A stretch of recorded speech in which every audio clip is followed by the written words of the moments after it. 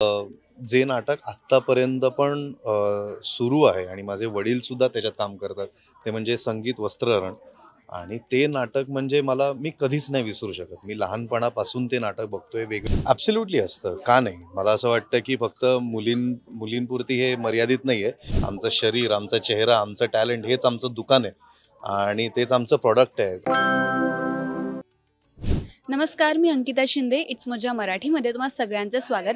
Zee नाट्य गौरव आहे आणि सध्या रेड कार्पेटवर माझ्यासोबत आहे शुभंकर तावडे. शुभंकर, खूप छान दिसतोयस. लुकबद्दल काय सांगशील? लुकबद्दल मला असं वाटतं की एकतर झी नाट्य गौरव हे आहे आणि मला नेहमीच माझ्या लुकमध्ये काही ना काहीतरी वेगळं करायला आवडतं, काही ना काहीतरी हटके करायला आवडतं. पण पहिल्यांदाच मला नॉमिनेशन मिळालं आहे बेस्ट ॲक्टरसाठी झी नाट्य गौरव आणि माझ्या पहिल्या नाटकासाठी मिळालं आहे. तर मला खरंच असं वाटलं की आपलं ट्रेडिशन कुठेतरी ठेवून मी पुढे जावं. तर आज एक छान आमच्या अख्ख्या विषामृतच्या टीमने असं ठरवलं की ब्लूच्या शेडमध्ये जरा आपण जाऊया आणि ब्लूच्या शेडमध्ये जे काय असेल ते घालूया. सो एक छान मला कोटी जॅकेट मिळालं, तर मी ते डिसाईड करून आलो आणि आय थिंक ट्रेडिशनल कधीच चुकीचं जाऊ नाही शकत. सो या दॅट्स अबाउट. आणि खरंच छान झालाय लुक. तुझी मेहनत सफळ झाली असं म्हणायला हरकत नाही. पण शुभंकर, रेड कार्पेट म्हटलं की अभिनेत्रींचा ग्लॅमरस लुक, त्यांची युनिकनेस, या सगळ्या गोष्टी असतात. पण मला असं विचारायचं की मुलांना सुद्धा हा थॉट असतो का की आपल्याला काहीतरी वेगळा लुक करायचा, इतरांपेक्षा थोडं हटके पण आपलं छान दिसायचं, असं काही असतं मुलांचं back of the mind? Absolutely असतं, का नाही? मला असं वाटतं की फक्त मुलींपुरती हे मर्यादित नाही आहे. आपले शो बिझनेस आहे.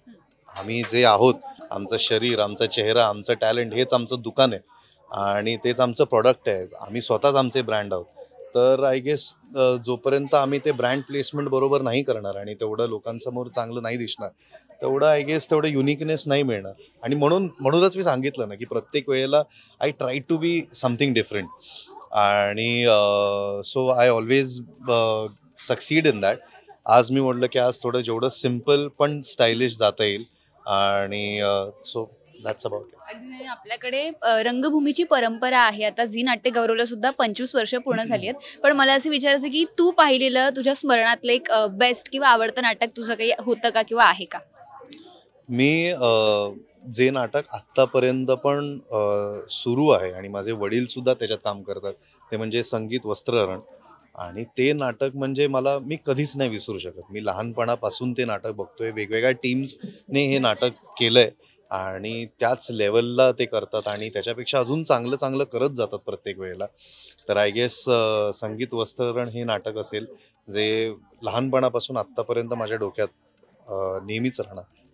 Thank you so much Shubhankar. Thank you. Thanks a lot. Marathi मनोरंजन सृष्टीमधील मालिका, चित्रपट, नाटक तसेच कलाकारांबद्दलच्या नवीन अपडेट्स जाणून घेण्यासाठी नक्की सबस्क्राईब करा इट्स मज्जा मराठी या आपल्या नवीन यूट्यूब चॅनलला.